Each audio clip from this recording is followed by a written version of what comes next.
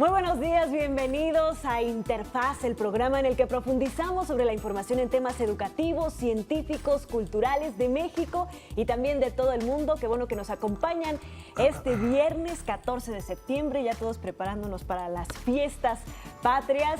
Saludamos con mucho gusto a Griselda Yebra, quien viene muy bien ajuareada para la ocasión. Y saludo con mucho gusto a Omar Cepeda. Aquí está celebrando. Yo sí vine hoy con un atuendo muy ad hoc a lo que pues, vamos a celebrar a partir de mañana, otro pues aniversario de nuestra independencia, y bueno, pues es un gusto saludarlos, cerrar esta semana con todos ustedes, amigos que nos ven en toda la República Mexicana y por supuesto temas tan importantes dentro del sector educativo, así que estamos listos y acompáñenos.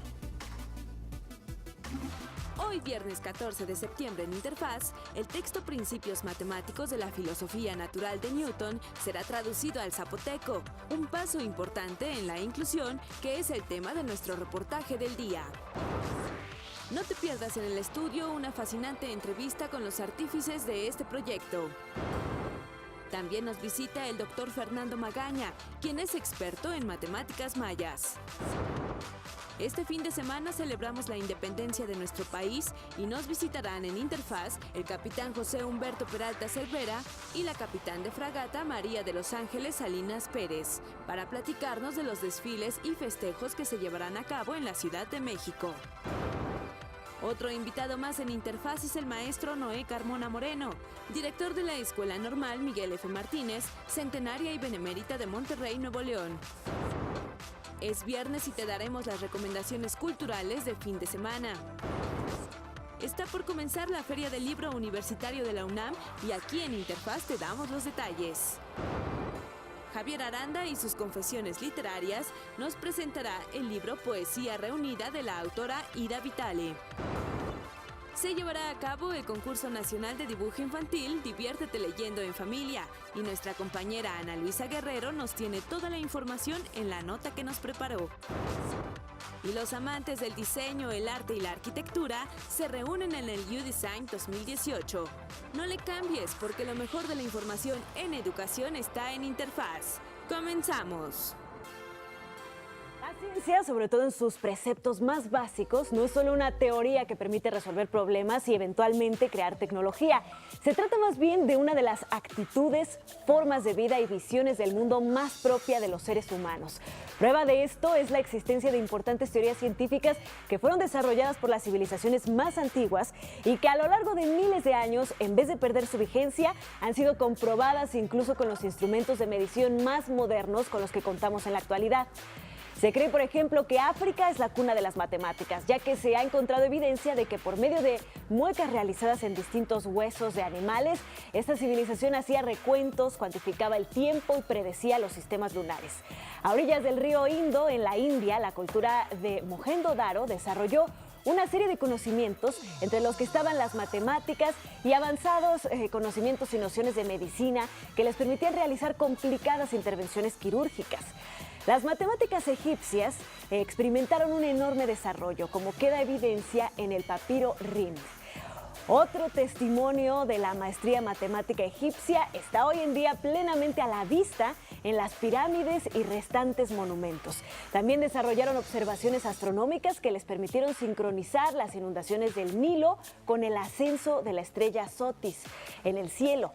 En Mesopotamia, los sumerios desarrollaron una serie de avances notables, entre los que están, por ejemplo, un sistema de numeración de base 60, unas matemáticas sumamente desarrolladas y un gran conocimiento de los fenómenos celestes, que les permitieron incluso, probablemente, predecir eclipses.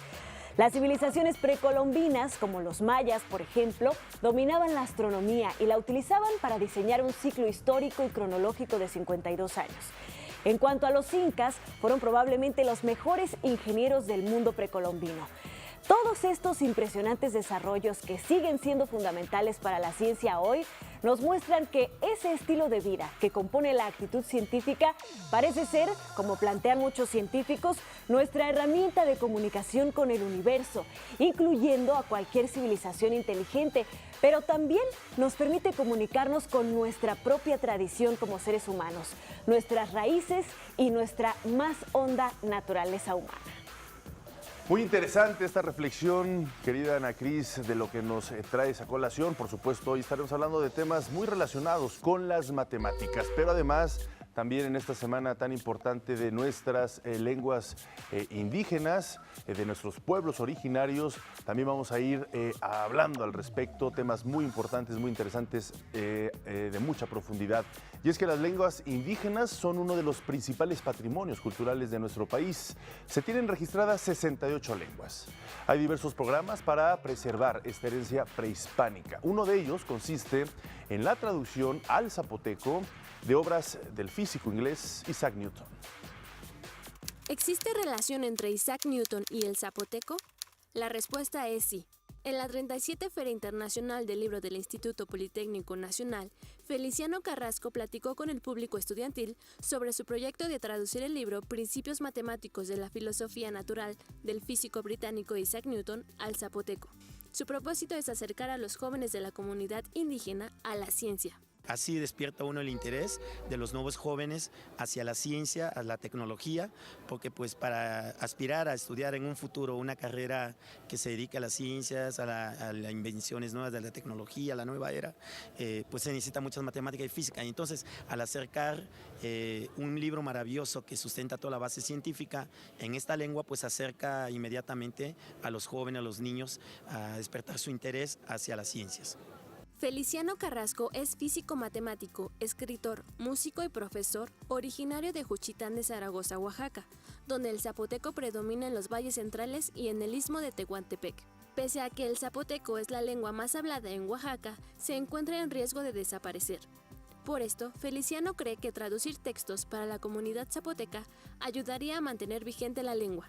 ¿Por qué traducir los principios al zapoteco? Porque así se incentiva a los jóvenes y sobre todo hacerlo en una lengua originaria para así mantener doblemente pues la lengua vigente. Yo creo que es importantísimo traducir los Principios, que es un libro que además maneja ciencia, maneja la ingeniería, maneja la cosmología. La traducción de textos a lenguas indígenas muestra un contexto de equidad e inclusión. Este año, el titular de la Secretaría de Educación Pública, Otto Granados Roldán, informó que distribuyeron libros de texto en 22 lenguas indígenas. Para contribuir a la inclusión, a principios de 2018, la Sociedad Mexicana de Física y el Instituto Nacional de Lenguas Indígenas realizaron la traducción de textos científicos en 25 lenguas originarias. Asimismo, famosas obras literarias como El Principito, El Patito Feo, El Traje Nuevo del Emperador y Don Quijote de la Mancha han sido traducidos al otomí y náhuatl. Pues da mucho gusto, Ana Cristina, ver que se hagan estos esfuerzos para incluir a las lenguas indígenas, porque si se incluyen a las lenguas indígenas, en automático se incluyen a las sociedades y a estos grupos originarios tan importantes en nuestro país. Y además, qué mejor herramienta que la ciencia para hacer este puente comunicante, como lo reflexionaba en la editorial, entre nuestras raíces, para conservar toda esta riqueza cultural, pero al mismo tiempo poder transmitir este valiosísimo conocimiento como el que desarrolló Isaac Newton. Yo te recomiendo que escuches poesía en zapoteco. Yo tengo una excelente amiga, Natalia Toledo, que es experta, ella es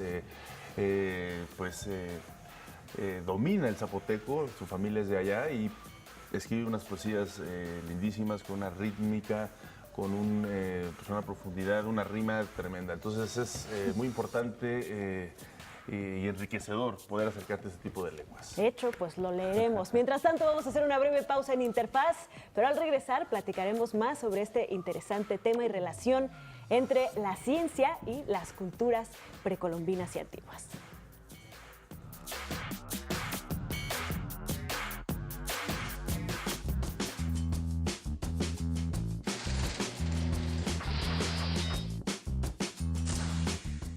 En 1769 nace Alejandro von Humboldt, naturalista alemán, considerado padre de la geografía moderna universal.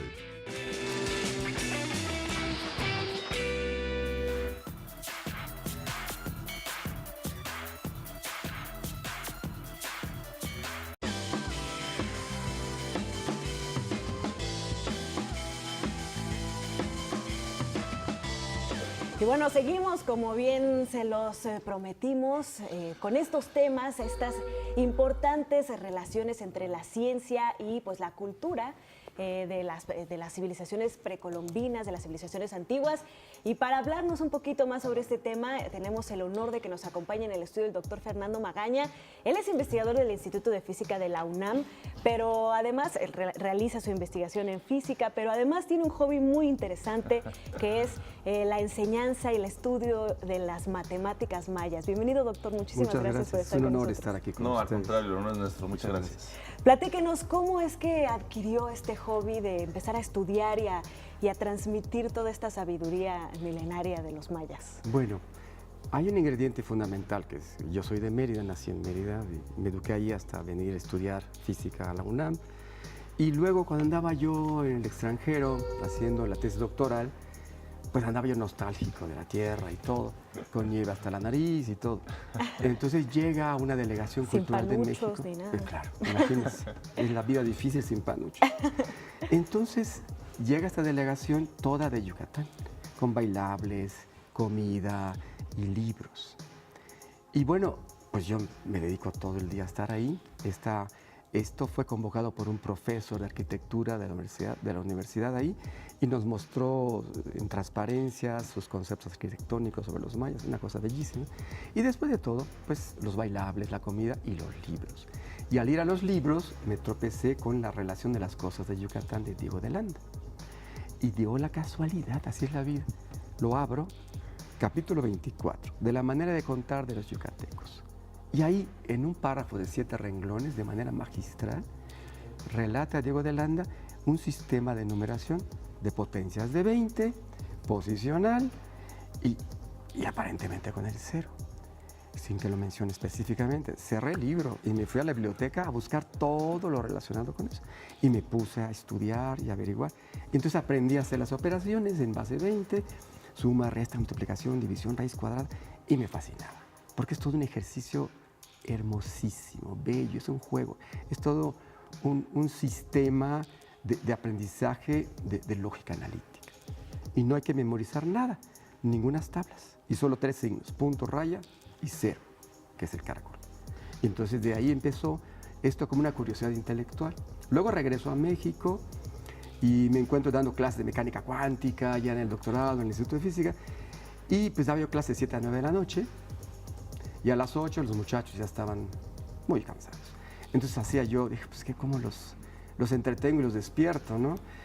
Y se me ocurrió enseñarles matemáticas mayas en base 20. Entonces los fui dosificando. Y estaban felices, se despertaban y empezaban a retarse a hacer las operaciones y todo. Y al final del semestre, pues ya sabían todo. Entonces uno de ellos era editor de la revista Ciencias de la Facultad de Ciencias de la UNAM. Se me acercó y me dice, oye, todo eso que nos enseñaste en matemáticas mayas, ¿por qué no lo haces en forma de artículo? Y, pues, lo recojo en la revista, lo mandamos a un árbitro y a ver si lo podemos publicar.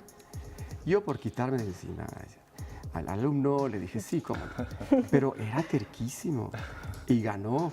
Y claro, y gracias a eso se empezó a difundir, porque eso fue ¿cuándo fue? En el 90 salió el artículo.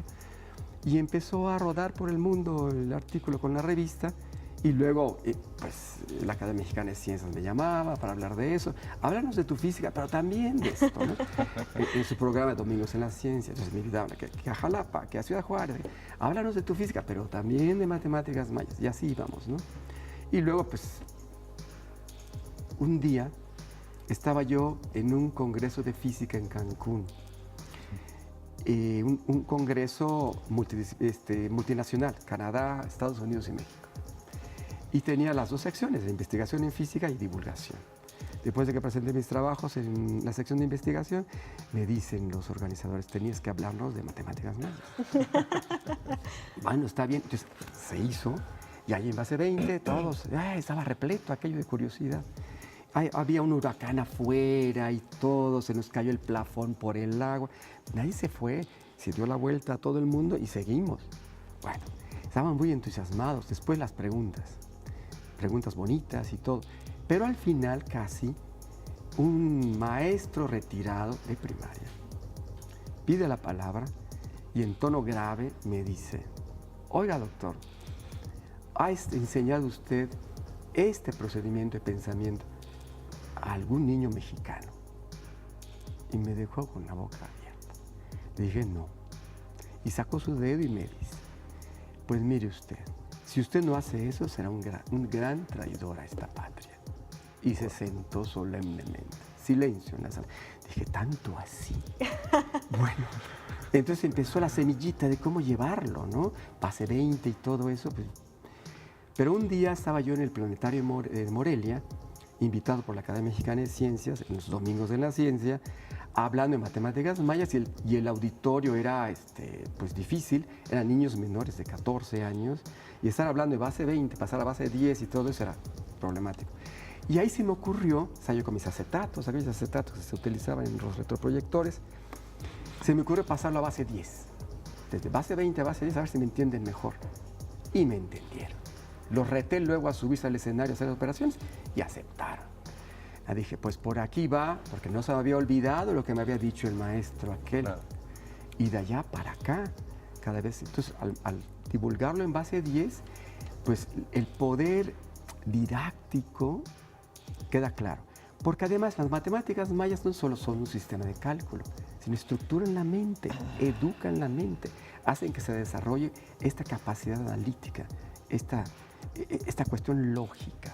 Es toda una secuencia lógica y no hay que memorizar nada. Esto es lo básico. Claro, entonces, doctor, por lo que está comentando, en estos momentos prácticamente no se utilizan las matemáticas mayas o sí hay comunidades indígenas que las desarrollan en la actualidad. Pasó un fenómeno bien interesante, porque después de la publicación del artículo, casualmente me llaman de Roma, que para un congreso de matemáticas precolombinas, donde se hablaba de la yupana, de los incas y de la matemática maya. Y ahí estuve, causó un interés enorme. Eran 600 académicos italianos de todas las áreas, eran matemáticos. Doctor, lo vamos a interrumpir para que la conclusión de esta historia nos la cuente después de este corte, por favor. Claro. Gracias, doctor. Hacemos una breve pausa y seguimos platicando sobre matemáticas mayas en el mundo ahora.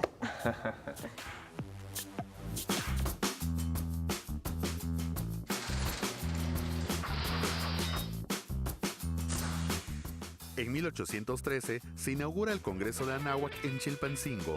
Morelos pronunció el discurso inaugural.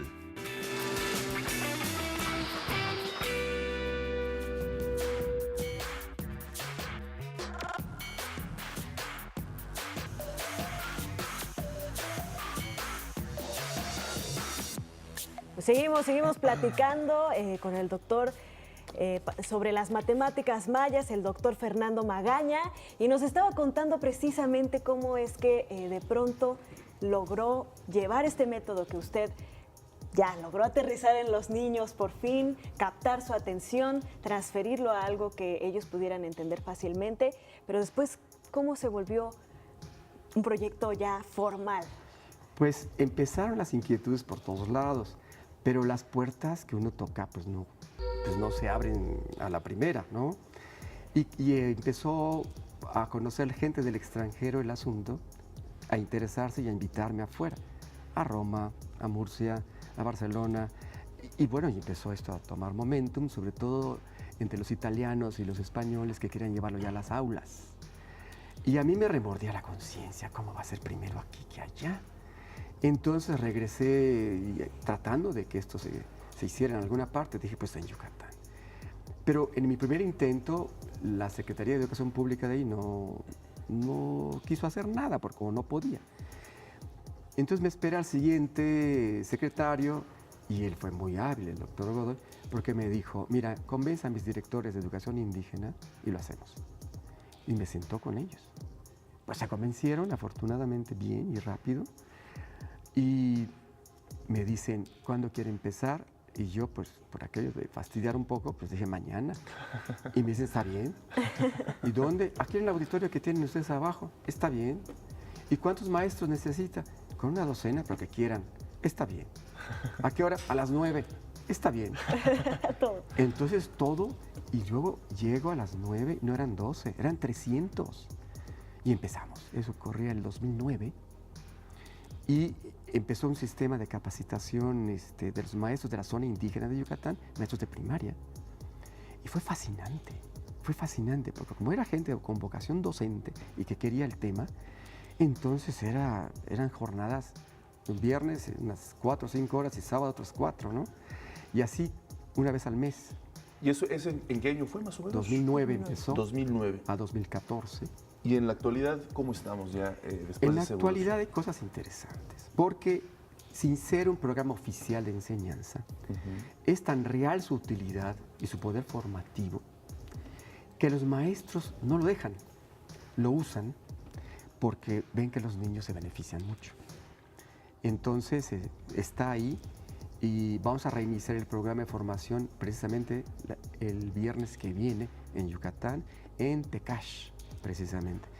Sí, claro, porque una de las cosas es que los resultados del sistema matemático tradicional que usamos y este sistema matemático maya nos llevan a los mismos resultados, finalmente. Claro.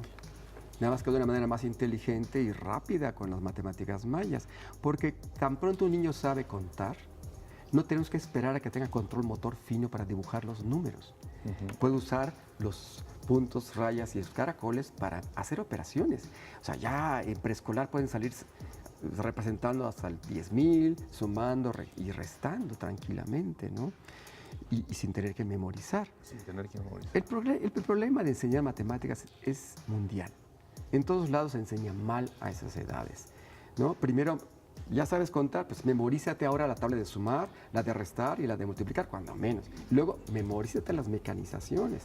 Y si no te memorizaste bien, es que no sabes matemáticas. Es una mentira muy grande, ¿no? Porque en realidad el matemático lo que hace es desarrollar un gran poder de análisis y de síntesis, ¿no? La cual todos tenemos cuando nacemos, pero no la desarrollan o la frenan, ¿no?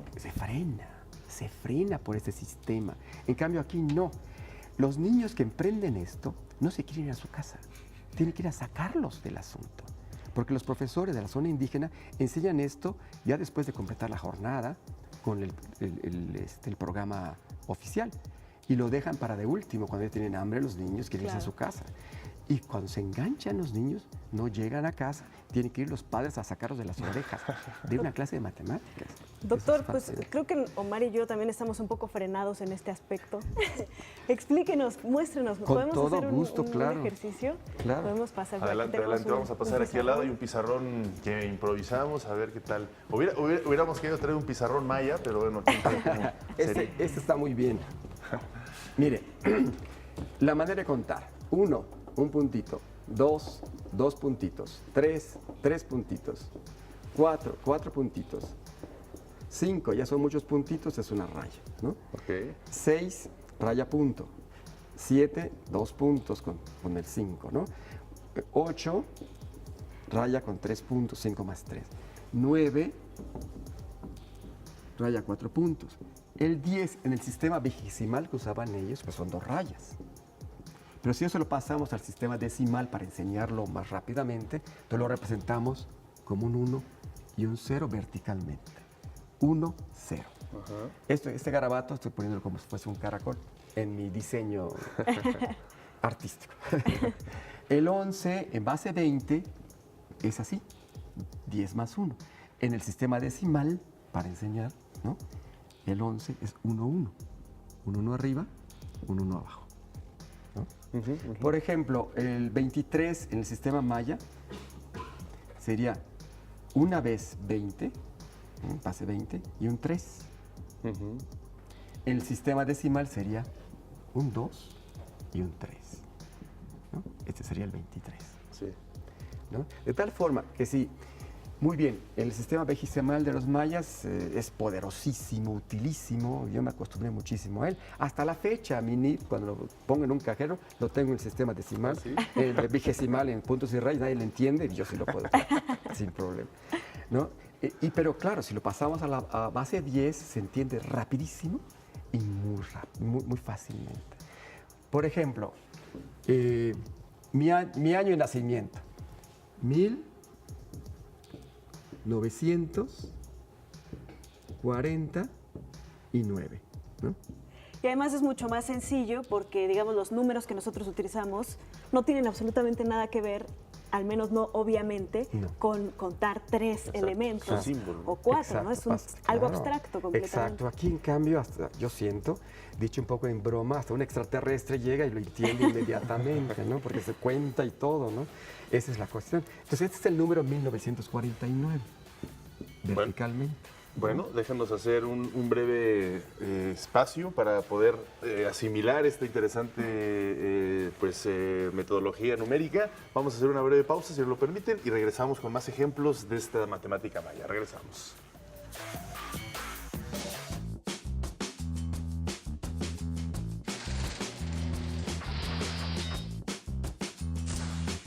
En 1945 inician las actividades de los estudios Churubusco con el rodaje de La Morena de mi Copla.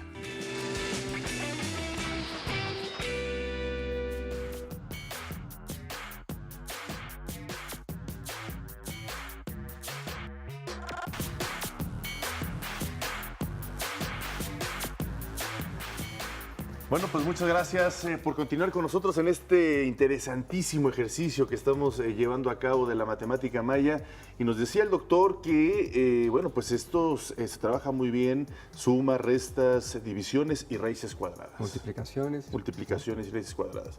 Bueno, pues vamos, si nos lo permite, a ver cómo, después de pasar a entender los números básicos, cómo sería una resta o una suma, Muy si bien. nos lo permite. Mire, en todo sistema numérico bueno, pues siempre hay reglitas que respetar y seguir. Aquí tenemos 2 reglitas básicas. Una de ellas ya la vimos implícitamente, que es cada vez que yo tenga 5 puntos, los puedo convertir en una raya. Sí. ¿No?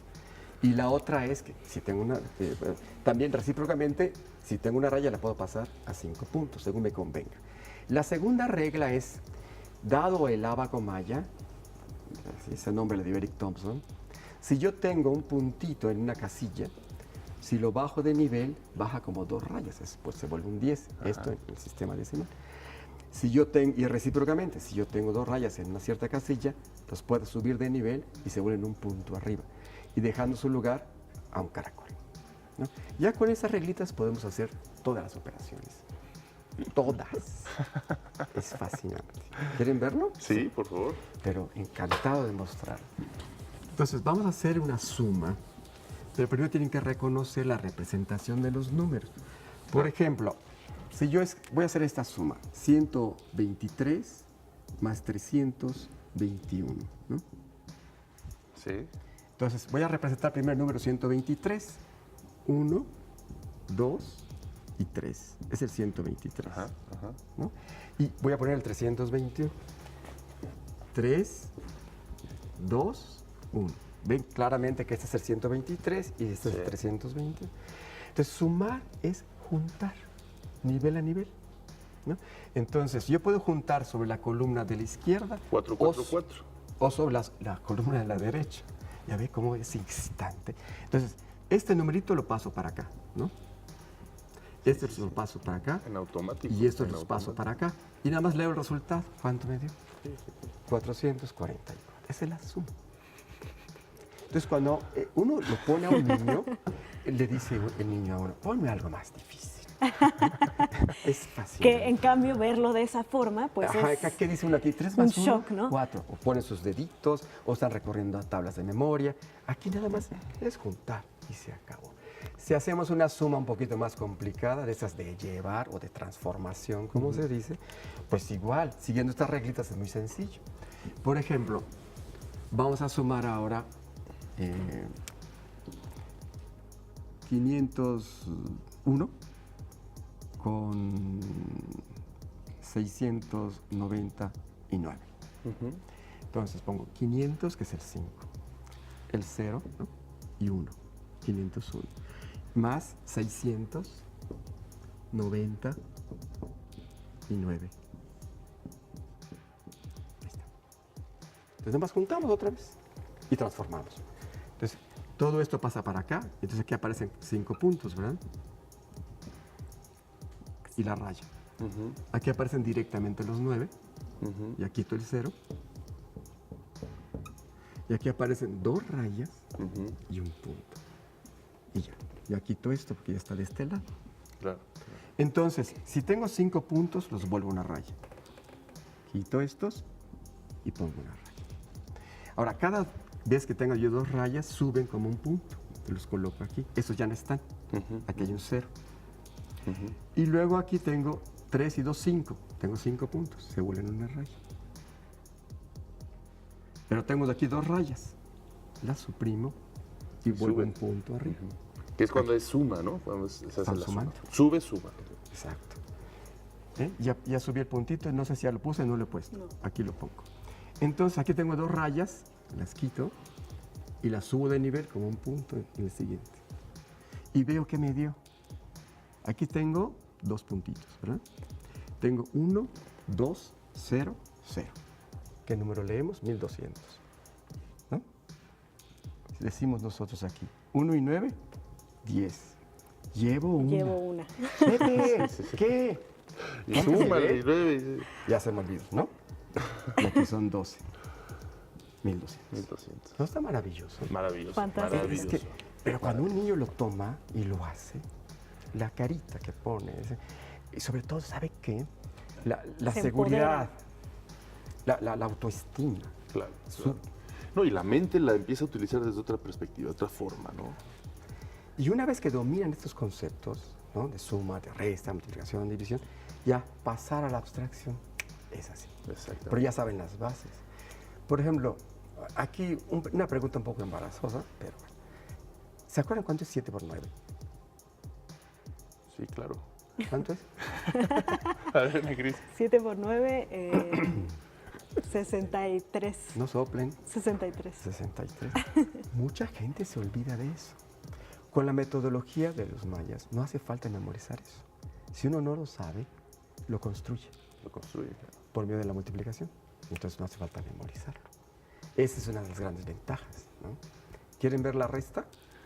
O me gustaría que nos suficiente? platicara, por cuestiones de tiempo, esta anécdota que nos platicó de este colega español que literalmente pues, se puso muy emotivo cuando usted plasmó esto, un historiador, un doctor, un académico importante. Sí, estaba en la Universidad de Murcia, hicieron un congreso de historiadores, entonces pidieron que se diera matemáticas mayas en su congreso. Dije yo, matemáticas e historiadores, eso sí que es novedad.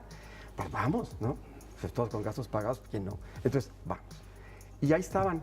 Se había colado un ingeniero y un matemático por curiosidad ahí.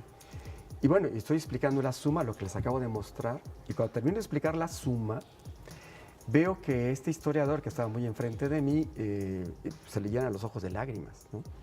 Entonces le digo, oye, ¿ya entendiste? Y me dice, sí, pero no solo eso.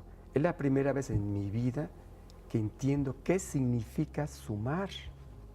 Me dejó perplejo. Y claro, mientras seguía yo la conferencia, seguía pensando, ¿por qué? ¿Por qué él, un doctor en historia, apenas entiende qué significa sumar? Y me di cuenta que lo que pasó seguramente en su niñez lo enseñaban a sumar con tablas de memoria. Claro. Pues doctor Magaña, nos quedamos con esta increíble y apasionante anécdota y este conocimiento que pues lo felicitamos de todo corazón por haberlo difundido y estar empujando porque se conozca cada vez más. Encantado de estar aquí y es un honor otra vez. No, muchísimas gracias y estoy seguro que no va a ser la primera vez aquí. Le hicimos también a partir de la agencia informativa, Televisión Educativa, un en corto, donde lo pueden seguir en redes sociales para conocer más del doctor. En fin, pues muchas gracias. Gracias por haber venido. Gracias. Gracias, muy bien. doctor. Vamos a hacer una breve pausa, regresamos con más. Esto es Interfaz.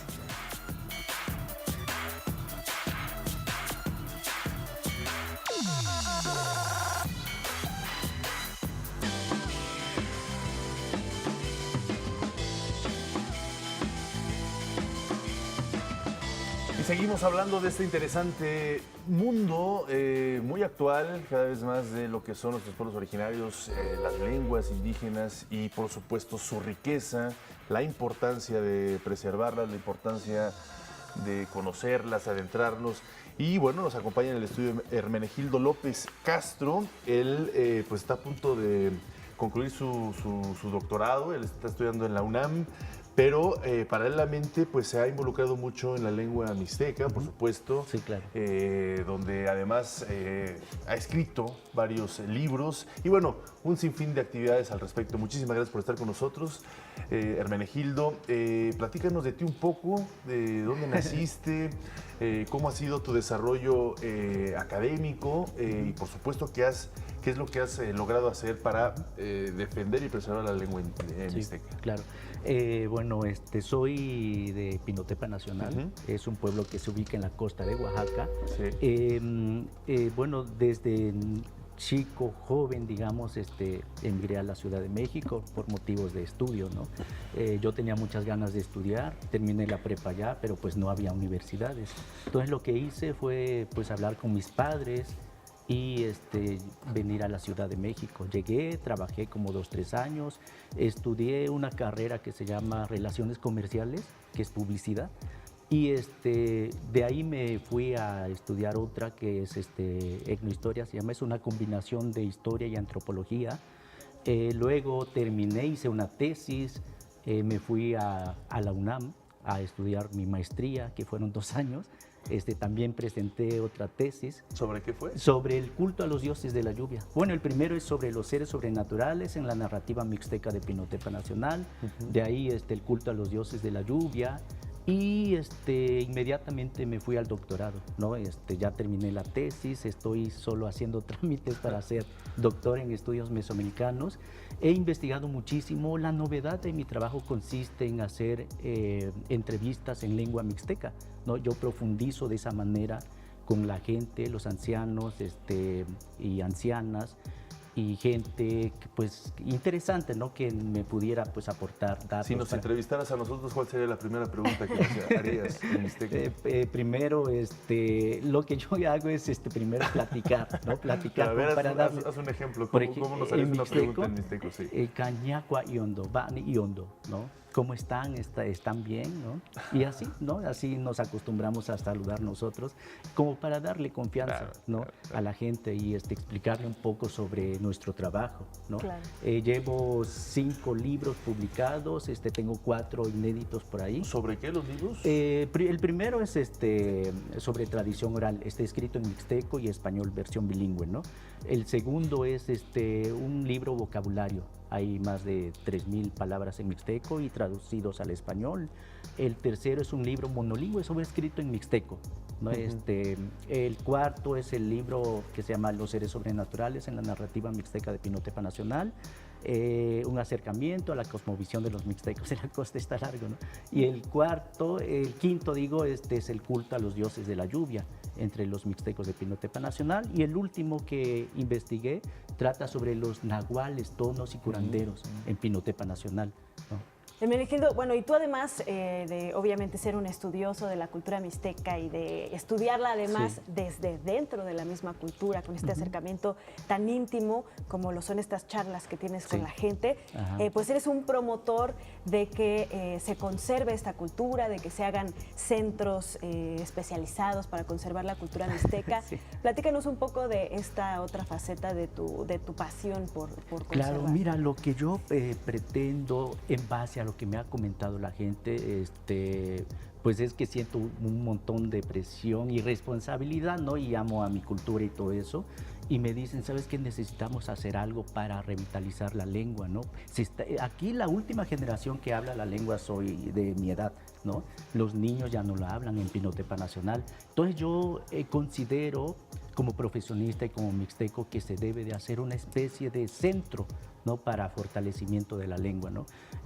Yo creo también que las lenguas indígenas tienen que volverse oficiales en las escuelas. La enseñanza de las lenguas tienen que volverse oficiales en las lenguas, desde preescolar, primaria, secundaria, preparatoria, universidades tanto públicas y privadas. Creo que es la única forma, ¿no? de defenderlas, ¿no? Claro. De que tengan vida en el país, ¿no? Y eso es lo que yo considero que se tiene que hacer, ¿no?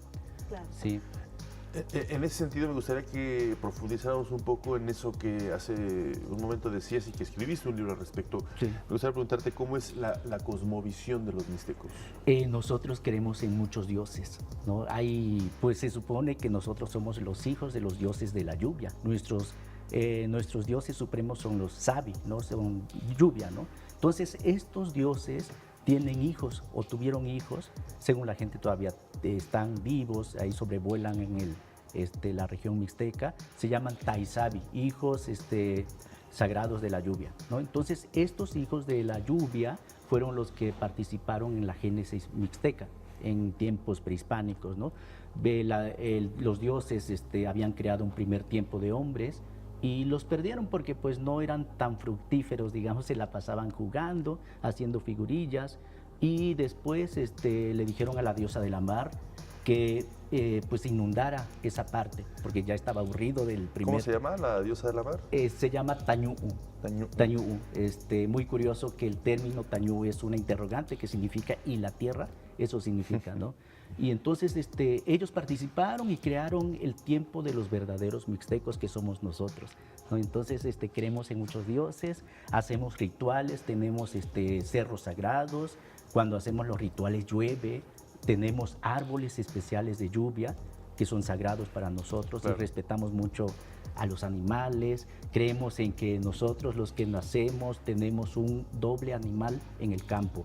Nacen otros seres que tienen poderes sobrenaturales, que nos curan, ¿no? Con plantas medicinales, y se dan cuenta del pensamiento de uno. Son gente extraordinaria en las comunidades. Sí, interesante. Sí. Hermenegildo, pues sin duda que todo esto que nos describes solo va a ser posible seguirlo conociendo y seguir profundizándolo con gente como tú. Gracias. Que lo promueve, que lo estudia a fondo. Te deseamos mucho éxito. Muchísimas y por favor cuenta con nosotros para seguir difundiendo. ¿Tienes alguna forma de contacto por si alguien pues está interesado en mi Face, en las redes sociales, yo aparezco como mi nombre, Hermenegildo López Castro, o Hermenegildo F. López Castro. Perfecto. Ahí me pueden localizar. Muy bien, Hermenegildo, sí. Pues muchas felicidades. Ojalá sí, pronto tengamos otra vez la oportunidad de platicar sobre uno de tus libros. Muchas gracias. Sobre la cosmovisión de la cultura mixteca, que es tan interesante como nos lo acabas de decir. Muchísimas gracias. Felicidades. Gracias. Vamos a hacer una breve pausa. Regresamos. Esto es Interfaz.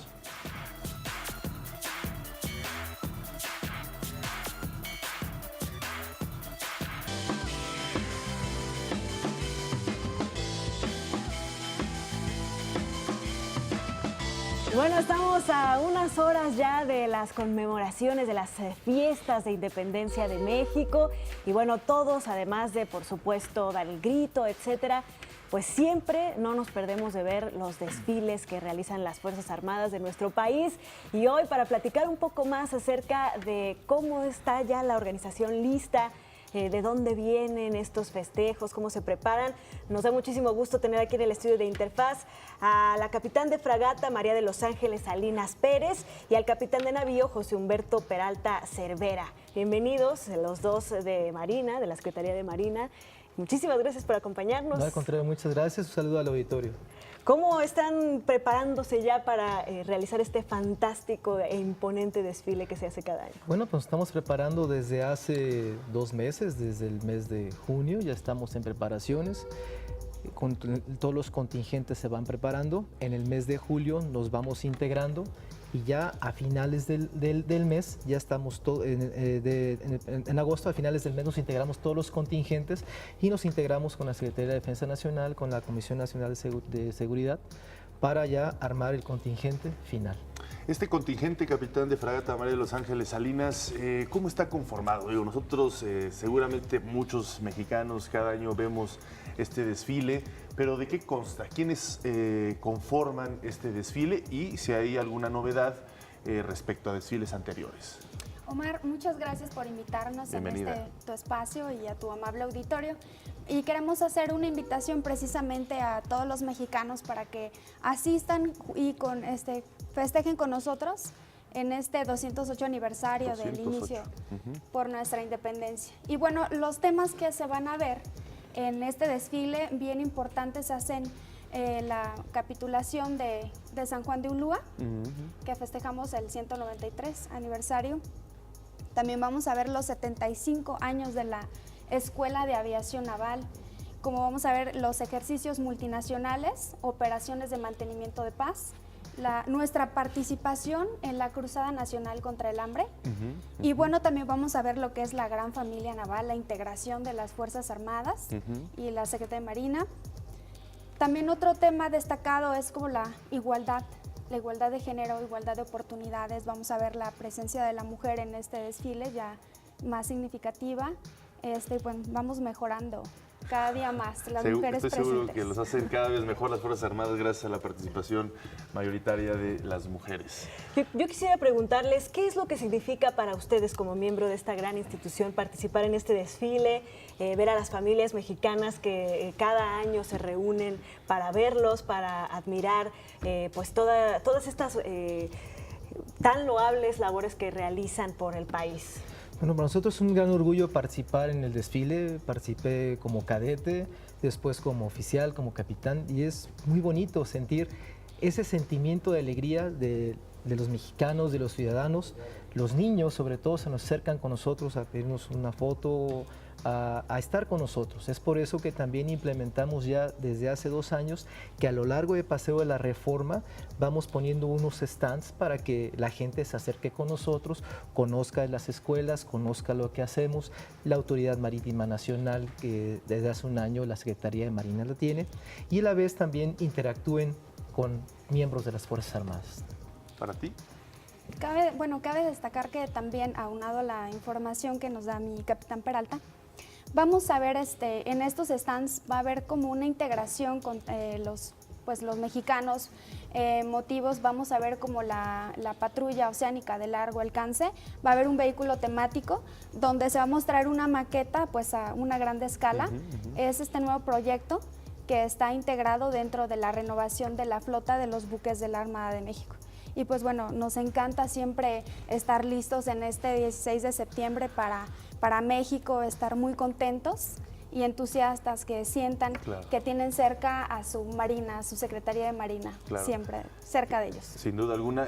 ¿Cuáles son las recomendaciones generales al público que quiera asistir, no solo al Zócalo capitalino, sino también a lo que es el Paseo de la Reforma? ¿A qué hora va a empezar? ¿A qué hora tienen que llegar? Si hay recomendaciones especiales, ¿qué llevar, qué no llevar? Bueno, nosotros llegamos desde muy temprano, llegamos 4 de la mañana, ya estamos formados. Es por eso que algunos accesos al Zócalo se van restringiendo poco a poco a medida que se acerca la hora del desfile. La hora del desfile se estima empieza a las 10 de la mañana, pero inicia previo un acto protocolario de salutación, los honores a la bandera, los honores al mando supremo de las Fuerzas Armadas. Entonces recomendamos que lleguen con tiempo. Va a haber algunas gradas en algunos lados a lo largo de todo el paseo de la Reforma, parte de lo que es la avenida 5 de Mayo y lo que es la plancha del Zócalo. Previo se recomienda pues, que no lleven algunos objetos que en un momento dado presenten peligros a otras personas.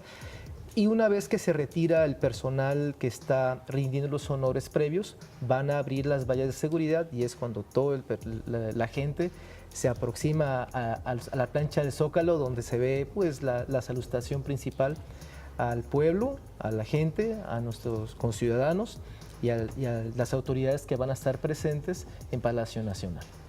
Además de este desfile, ¿qué otras formas tienen las personas de seguir el desfile? Ustedes nos estaban comentando que ustedes, por ejemplo, están seleccionados para estar en los medios, platicando sobre los detalles, seguramente harán algunas publicaciones en redes sociales, cosas así. Claro, los invitamos a que nos sigan, y los que puedan asistir, estén puntuales a las 11 de la mañana, empieza alrededor en este horario del desfile. Y bueno, nos sigan a través de los medios de comunicación, nuestras redes sociales, tenemos páginas especiales para que nos sigan y convivan, compartan con nosotros en este. Claro, esto es el domingo, ¿no? Entonces, terminando el desfile, no sé si van a abrir estos módulos para que la gente coparticipe con todos ustedes. ¿Va a estar durante todo el día? Van a estar abiertos durante todo el trayecto del desfile. Todo el trayecto del desfile. Desde las 10 de la mañana van a estar ya listos, van a estar para los niños, va a haber pintacaritas, algunas actividades de tirolesa para los niños que les encanta estar ahí. Sí, muy familiar, ¿no? Va a ser esta. Muy familiar, es lo que se trata, que la familia mexicana vea de cerca a sus Fuerzas Armadas, conviva con nosotros, ya que somos parte del pueblo de México y somos mexicanos con uniforme, pero que estamos para servir a México, a nuestra nación y a nuestros conciudadanos. Claro. Pues maravilloso, muchísimas gracias por habernos acompañado hoy en el estudio de Interfaz. Los estaremos siguiendo, por supuesto, en los medios en los que estén y, por supuesto, en el desfile este domingo. Muchas gracias, Ana. Muchas gracias, Omar. Agradecemos la invitación. No, al contrario, gracias a ustedes por compartirnos este previo de este gran desfile militar el próximo domingo desde muy temprano. Gracias. Vamos a una breve pausa, regresamos a Interfaz.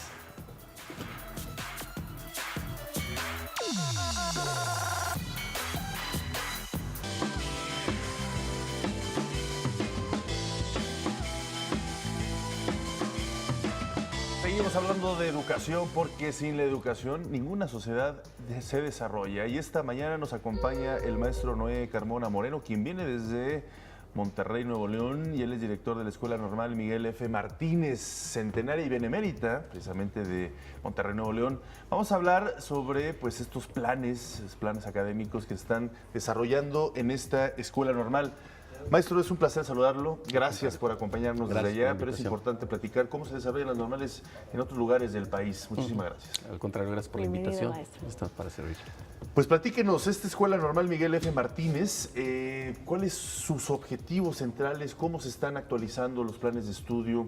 Platíquenos al respecto, por favor, maestro. Bueno, primero por ley, los planes y programas de estudio son de carácter nacional, igual que en educación básica. Correcto. Claro. De tal forma que le corresponde a la Secretaría de Educación Pública impulsarlos, construirlos, impulsarlos, renovarlos, según sea el caso.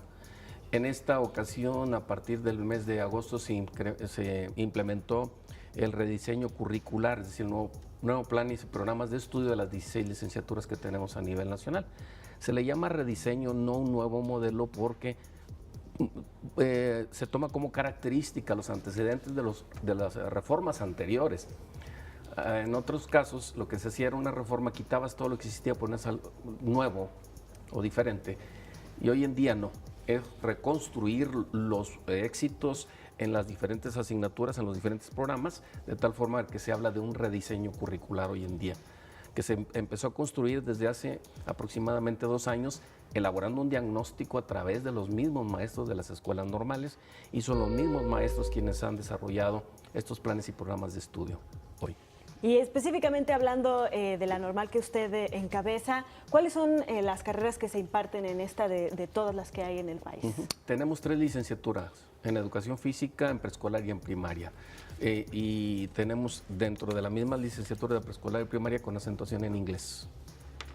Muy bien. Estas carreras, para entender un poquito el sistema normal nacional, ¿se eligen dependiendo del territorio o todas dan las mismas? ¿Y por qué se están dando estas, por ejemplo, en esta Escuela Normal Miguel F. Martínez? Pues sí tienen características propias, incluso el rediseño está adaptado para según las características. Correcto. Por ejemplo, hay licenciatura en educación indígena con enfoque intercultural bilingüe, según sea el caso, claro, en la región donde se encuentre la escuela normal. Y en el caso de las escuelas que son urbanas generalmente, pues tienen otro tipo de acentuación. En el caso nuestro, el inglés. De hecho, se pretende que, a excepción de las escuelas que son interculturales, en las demás escuelas ya se implementa el inglés como una segunda lengua, como una necesidad en la parte de la formación de los futuros docentes. Maestro, platíquenos un poco más sobre la comunidad estudiantil y académica en su normal. ¿Cuántas personas estudian ahí? ¿Cuántos alumnos tienen? ¿Cuál es también el cuerpo docente, etcétera? Claro. La escuela normal se encuentra ubicada en el centro de la ciudad de Monterrey. Tenemos ahorita históricamente una población que en los últimos 3 años se incrementó el 80%. Se incrementó. Wow. Es un caso extraordinario a nivel nacional. Tenemos 1,960 alumnos. Teníamos un promedio de 1,000 hace 3 años cuando nos incorporamos a la dirección. Ahorita son 1,960 alumnos. Están equilibrados entre preescolar y primaria y muy pocos en educación física. De tal forma que la participación de los alumnos hay transversalidad entre ellos porque son las diferentes licenciaturas. Y pues, los planes y programas tienen toda una base teórica muy común, porque además el conocimiento es universal, no puedes poner una cosa en una parte y otra. O sea, hablemos pues de las materias básicas, español, matemáticas, geografía, historia. Entonces tiene que ser un conocimiento común. Entonces las características o las acentuaciones es según la licenciatura. Claro. Me pareció interesante este dato que dijo, muy relevante, que creció 80%. ¿A qué se debe? ¿Por qué este crecimiento tan importante? Bueno, en realidad a nivel nacional hubo una disminución de los procesos de admisión, ¿sí? A partir del 2013 disminuyó los que querían incorporarse a las normales. Pero nosotros generamos una expectativa de diferente forma. Es decir, propiciamos condiciones para, por ejemplo, el incorporar el inglés, incorporamos también francés, italiano. Tenemos uno de los primeros lugares, si no el primer lugar nacional en movilidad nacional e internacional. Alumnos que han viajado a China, Francia, España, Estados Unidos, Canadá, Centro y Suramérica, a universidades durante un periodo, becados por la Secretaría de Educación Pública y por la misma normal. Entonces, la oferta que nosotros les ofrecemos a los muchachos tiene que ver con las diferentes expectativas al egresar de la institución, porque tradicionalmente voy a egresar de la normal y voy a ser profesor de educación pública. No, es un campo tremendo que existe. Entonces, lo que propiciamos fue llamarles la atención a los alumnos para que se interesaran en la carrera. Y sin duda nos ha dado muy buen resultado. Bueno. Generamos mucha expectativa con los muchachos. Yo quisiera precisamente ahondar justo en este punto que mencione que tal vez para muchos no es tan obvio, que es esto de la salida laboral, ¿no? Porque pues pensamos sí o sí en que los estudiantes de escuelas normales van a ir a dar clases a una escuela pública, pero ¿cuáles son las otras opciones que existen? Por ejemplo, en el caso de la acentuación del inglés, Estados Unidos constantemente nos solicita maestros que tengan el idioma inglés para dar español.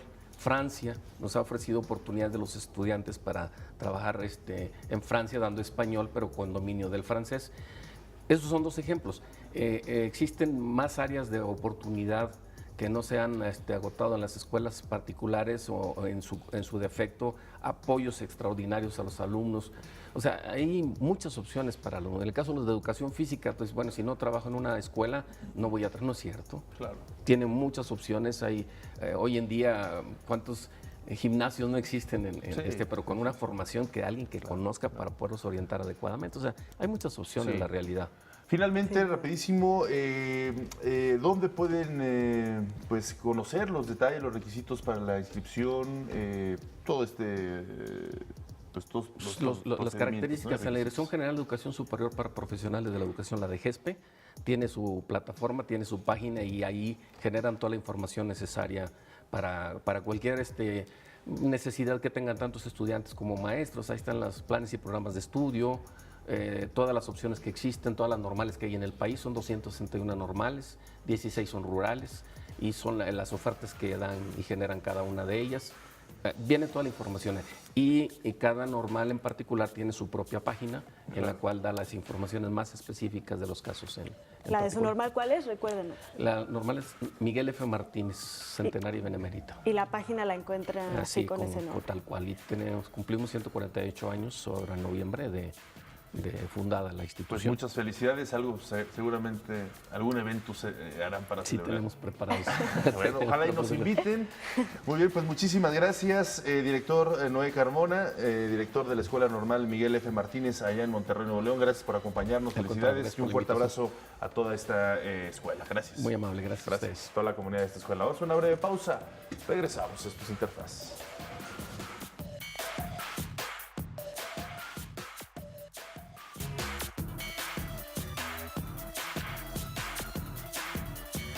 Primero que decirles que ya está Javier Aranda aquí con nosotros, pero antes tenemos recomendaciones culturales para el fin de semana, así que vamos a verlas y regresamos con Javier.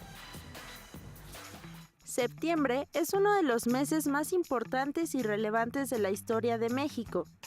Para celebrar las fechas patrias, te presentamos una serie de actividades culturales que buscan resaltar proyectos y artistas nacionales. Comienza tus festejos visitando a la nueva camada de lobos mexicanos que nacieron en cautiverio en el zoológico de los Coyotes de la Secretaría del Medio Ambiente. Las 8 crías con nombres de origen rarámuri pueden ser visitadas de 9 a 13 horas.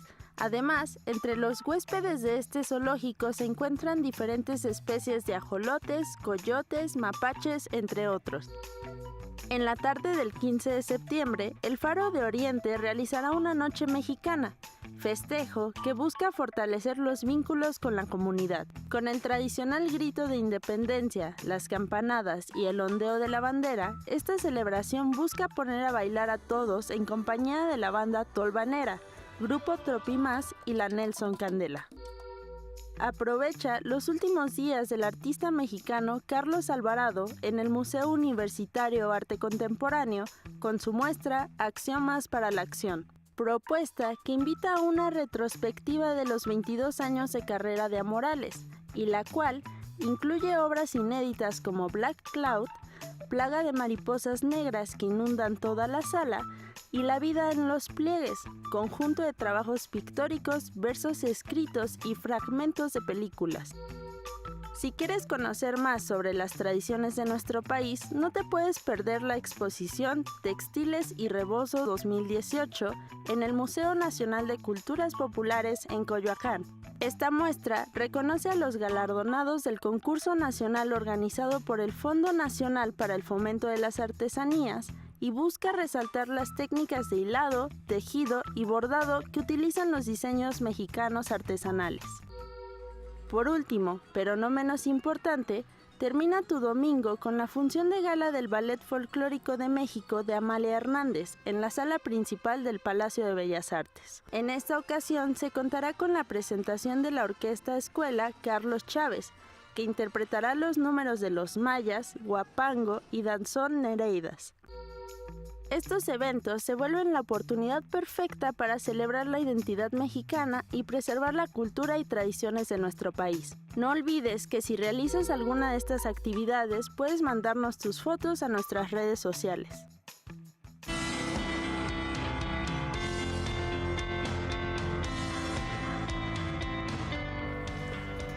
Y así es, ¿cómo decirlo? El elemento clave de la semana, el momento más esperado, además, en esta semana, además del grito y de las fiestas patrias, Javier Aranda ya se encuentra con nosotros. Javier, hoy no trajiste ningún atuendo patrio. No estuve a punto, pero dije, no, me van a tachar de nacionalista. Bueno, yo sí me traje algo, digamos. No, pues sí, se ve. Yo vine abanderado ya prácticamente, más o menos, con un color. Ella no, bueno. Ella no.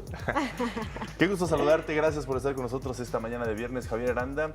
Y pues una poeta que ya teníamos ahí en el tintero, después de que se dio a conocer el premio Phil de este año, de noviembre, y pues creo que vale la pena mucho exponerla, hablar, leerla, releerla. Yo creo que es una poeta bastante interesante, y estaba pensando cuando venía para acá al estudio que se habla de generaciones y uno piensa que son como uniformes, como que todos se parecen. Sí.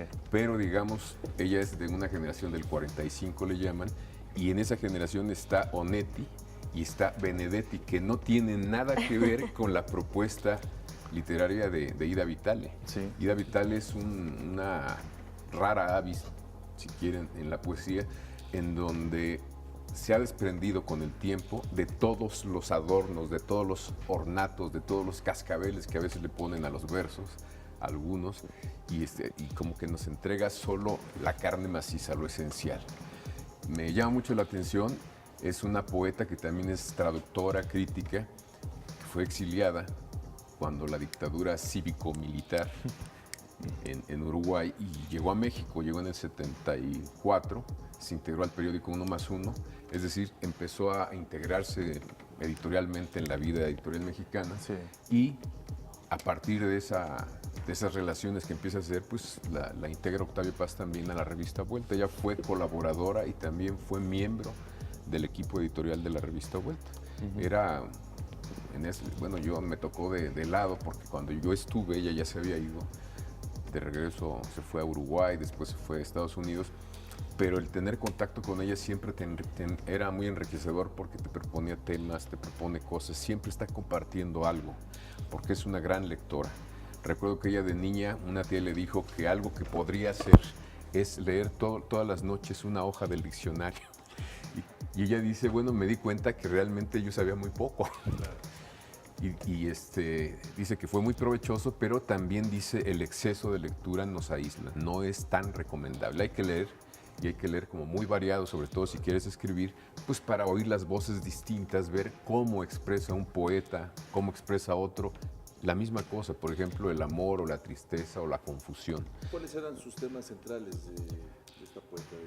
pues ahora sí que tiene que ver con el tiempo.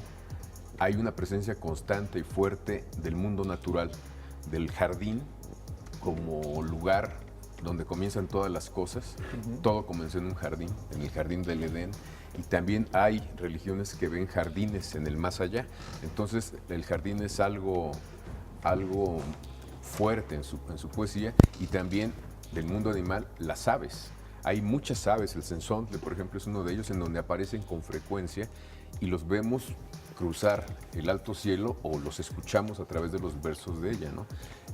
Me llama mucho la atención porque su propuesta de quitarle adornos a la poesía nos entrega cosas muy sensatas, muy concretas, que a pesar de eso, quizá por eso, te simbran, como que la emoción es directa, no hay vuelta de hoja. Los últimos poemas, yo creo que son los poemas, tienen 93 años. Yo creo que ella está viendo ya el final de las cosas y lo está viendo con bien, ¿no? Sabiduría, con sabiduría, con tranquilidad, con generosidad. Y paz. Y paz también, ¿no? Sí. Entonces ella tiene un par de hijos, se casó un par de veces, se separó de Ángel Rama, después se murió su segunda pareja, que era poeta, Enrique Fierro, y pues en estos últimos meses, años, ha estado sola, se dedica a ordenar sus cosas, a escribir, a leer, porque la lectura también es una muestra de decirnos que inconformes con este mundo, construimos otros con la voz de otros escritores o poetas. Vamos a hacer una breve pausa, estamos en Interfaz, regresamos con más. De acuerdo.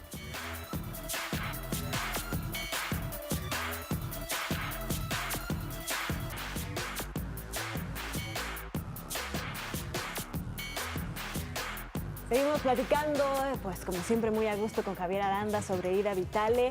Yo te preguntaría, Javier, ¿cómo entender esta distinción que le da la Feria Internacional del Libro de Guadalajara en esta ocasión precisamente? ¿Por qué en este momento? Nos decías, bueno, ya es una persona de 93 años, muy joven, pero también seguramente, muy joven, pero también seguramente hay cosas de su obra que se quieren resaltar precisamente en este momento. Bueno, si me pones a decir la pelota, yo diría que pues, es un reconocimiento tardío, es una poeta muy productiva, a quien debemos traducciones de autores esenciales de pensamiento, que además puso en la mesa una propuesta literaria interesante como crítica y como poeta, que trabajó, digamos, en una de las revistas más significativas de la segunda mitad del siglo XX, que es la revista Vuelta, y hasta ahora la reconocemos, es decir, no la habíamos visto. Y es una poeta muy importante, de verdad, por las aportaciones que ha hecho y porque ha sido, a pesar, digamos, de todas las influencias de todos los Pablos Nerudas que son avasallantes, que te... Bueno, o te comen o te expulsan. O el mismo Benedetti, ¿no? O Benedetti. Del mismo país, uruguayos, etcétera. Onetti, más o menos, ¿no? Astillero, pero bueno, como dices, le debíamos este reconocimiento. No sé, llega tardíamente, desde mi punto de vista, también el premio Reina Sofía. Qué bueno que se lo dieron, pero a veces se me hace injusto. Se lo dan al poeta, se lo dan al escritor, ya cuando... ya es casi la herencia de los hijos o de los nietos, ¿no? Yo creo que tendría que ser un poco antes para reconocer esta labor y pues para, digamos, cernir un poco ese concepto que luego se tiene en los jurados que tiene que ver mucho luego con la grilla literaria, con el circo literario, como diría Pacheco, y que pues, hace que se reconozca tardíamente a escritores como Ida Vitale. Qué bueno que la reconocen, es un premio que es un premio a sus lectores también, y no porque yo me sienta lector de ella, hay muchísimos lectores jóvenes, viejos, que están muy regocijados también con este reconocimiento, ¿no? Claro. Entonces este premio se va a entregar obviamente pues, en el marco de la Feria Internacional del Libro el próximo noviembre, donde por supuesto se revitaliza, digámoslo así, a lo mejor se desempolva un poco de su obra, se reconoce, va a estar ella presente. Sí, ella va a estar presente. Y la idea es esa, generar esa interacción. Sí, y además ella vivió 10 años aquí en México. Se integró, les decía que estuvo en el periódico 1+1 cuando era el primer 1+1 y después estuvo en Vuelta, entonces tiene como muchos amigos, muchos conocidos y es una presencia que yo creo que pues, algunos jóvenes podrán haber reconocido en algún momento, ¿no? Porque vieron alguna de sus traducciones, porque leyeron alguno de sus poemas, pero es una poeta hispanoamericana muy, muy importante porque se construyó una voz muy clara, muy muy pura, digamos, a pesar de las grandes influencias que estaban en su entorno, su contemporáneo Benedetti o la gran figura de Pablo Neruda, ¿no? Claro. Ella decía que, bueno, pues el que se acerque a Pablo Neruda y quiera copiar, digamos, algo, pues vas a entregarnos un masacote terrible, ¿no? Porque pues esos poetas son únicos, no puedes copiar lo que es grandioso así. Claro. De un esa canto manera. general jamás va a ser copiado. No. Nos decías que podías leernos algo para darnos un pequeño ejemplo. Sí, claro que sí. De pues cuál era la claridad esta de la que estás hablando, esta poesía sin adornos, directa, como tú decías, la carnita que ella nos entrega. Así es. Dice, algo nuestro se va, fugitivo de un cuerpo, de una tierra vacíos. Las flores nos ofrecen con qué dulzura fúnebre su aroma que no sentimos ya, su frescura, que nada nos debe, como una despedida, como un augurio de la primavera que quizá pronto y por única vez se encenderá en nosotros. La muerte abre sus parques, su perfume invade los olores terrestres. Vetas de su aire impuro ondulan como un canto de flauta en nuestro aire, hostigando las aves, el pecho de los hombres. Cuando el último cielo azul quede invadido, cuando inocentes sitios pierden entre la niebla el brillo de sus horas, que solo queda el ser que se aventura en esta tierra ajena, la tierra que no conocemos. Pues una exquisitez. Estaba viendo la traducción de La lengua de señas y hasta ahí se expresa la belleza de este poema. No sé si estaba viendo a Griselda Yebra cómo también genera esta conexión verbal, poética. Y bueno, pues muy interesante este poema. Muchísimas gracias por traernos este comentario hoy, muy ad hoc, por supuesto. Y decías que ya no hay libros. No hay libros, hay algunos libros que publicó el Fondo de Cultura, pero es una desgracia que a estos grandes escritores, pues ahora sí que los publican en ediciones limitadas y pequeñas, se reconocen tarde, y cuando se reconocen tarde, a veces uno piensa, bueno, voy a encontrar libros y no encuentra ningún libro. Pues ojalá y este premio provoque que se hagan reediciones de sus obras. Para beneficio de los lectores, por supuesto. Pues muchísimas gracias, Javier. Gracias a todos los que nos acompañaron esta semana en Interfaz. Festejen mucho estas fechas, Día de la Independencia, con mucha moderación, y nos vemos el lunes. Muchísimas gracias, pásenla bien, nos vemos el próximo lunes, gracias por acompañarnos, esto es Interfaz, nos vemos pronto.